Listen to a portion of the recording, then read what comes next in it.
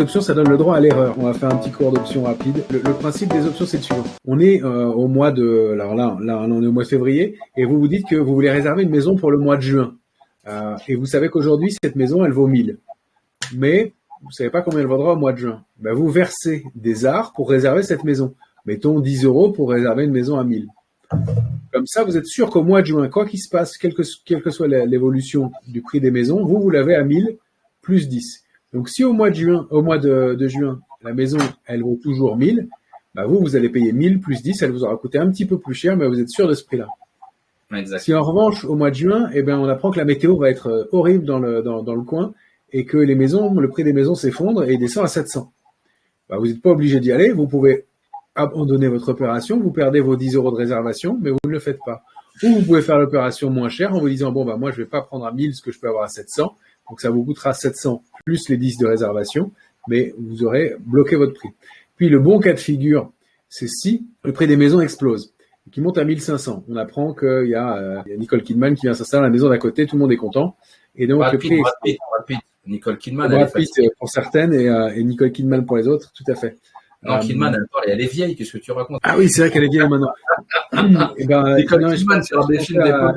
Dua Lipa, voilà, Dua Lipa. Vas-y, Dua Lipa, vas-y. Ouais. Et donc, elle arrive, et donc là, tout le monde, les maisons valent plus 1000, elles valent 1500. Alors vous vous dites, moi, ça me fait super plaisir de passer mes vacances à côté d'elle. Donc, vous exercez votre option. Vous dites, moi, je vous rappelle que le contrat conclu, c'est 1000 plus 10. Donc là, moi, c'est le cas de l'acheteur de l'option. Et en face, il y a celui qui a vendu cette option-là, qui s'est engagé à livrer la maison. Donc, on va dire que on fait le contrat ensemble. James, il a eu du nez, il a réservé le prix de la maison, et hop, boum, il y a Dua Lipa qui arrive.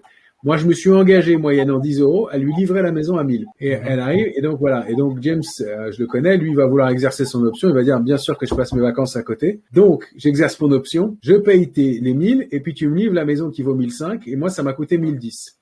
Et j'ai une maison à 1005 avec la fête à côté.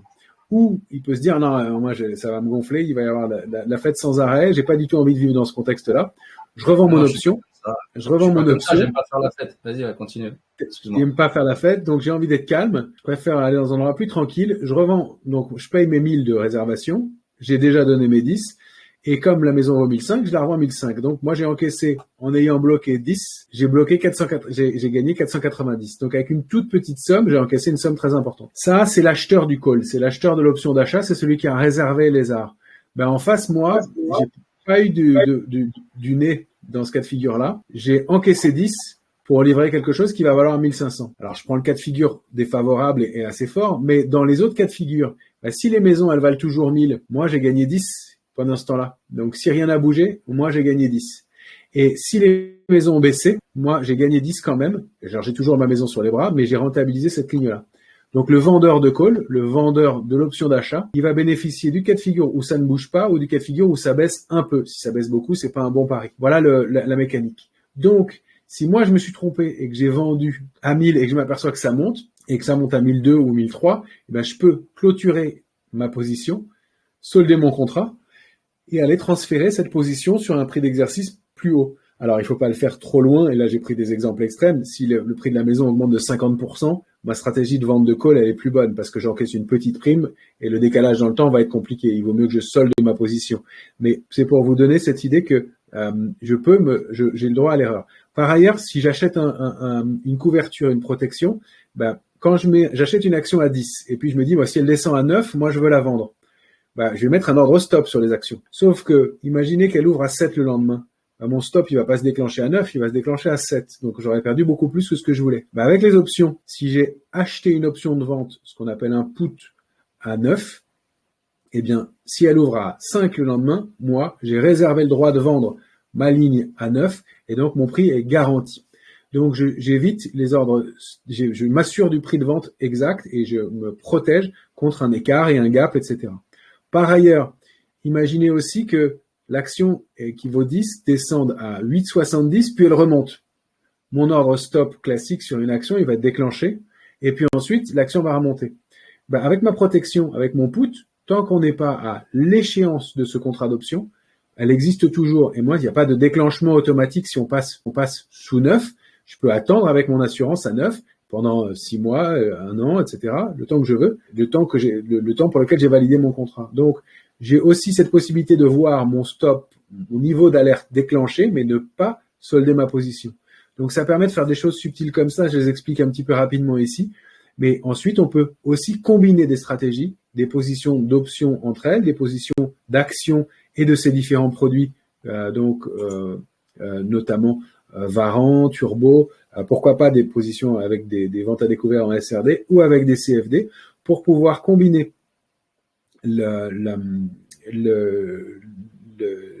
marché action ou le marché indice ou un indice avec ces stratégies et pouvoir travailler en l'absence de tendance, pouvoir exploiter la tendance qui va stagner, pouvoir exploiter le sens de la tendance et l'augmenter, ou encadrer le marché. Je peux même, et ça je vous laisse le découvrir, m'acheter une assurance gratuitement. C'est-à-dire que quand moi je vais acheter une assurance pour ma voiture, je sais qu'elle va me coûter 700 € à l'année, et voilà. Et avec les options, en jouant sur des combinaisons de positions d'options entre elles, avec l'achat d'options et la vente d'options, je vais pouvoir créer une assurance gratuite. Et j'ai donné dans le livre un exemple que j'ai écrit le livre au mois de septembre, et je voyais qu'il y avait un mouvement de consolidation qui pouvait se mettre en place. Et j'ai donné un exemple qui a fonctionné parfaitement et qui a permis, avec un investissement de départ qui m'a rien coûté, qui me rapporte environ 300 € même dès le départ, si on passait sous le niveau de 7000 points, je commençais à gagner, et la stratégie, elle m'a rapporté 2900 € par mois. Moi, je l'ai pas fait à titre personnel, je fais pas de trading sur les options. J'ai pas le droit de le faire en étant responsable des marchés dérivés, mais la stratégie a rapporté près de 2900 € pour un point de départ qui n'a rien coûté. Voilà ce qu'on peut faire avec les options. Alors, on peut aussi perdre de l'argent si on les connaît mal. C'est un produit qui est extrêmement dangereux, je me dois de vous le rappeler. Il faut le comprendre, mais quand on l'utilise bien, on peut faire des choses extraordinaires et même s'acheter de l'assurance gratuite. Parmi les nombreuses choses qu'on peut faire, mais on peut imaginer plein de cas de figure. Encadrer un marché, travailler sur une tendance forte, une tendance lente.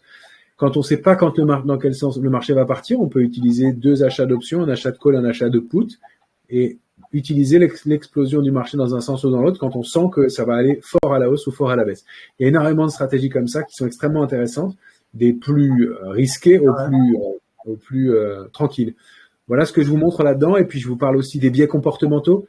Pourquoi est-ce qu'on fait certaines erreurs et comment essayer de les corriger, puis comment on détermine son profil d'investisseur avec quelques questions assez simples.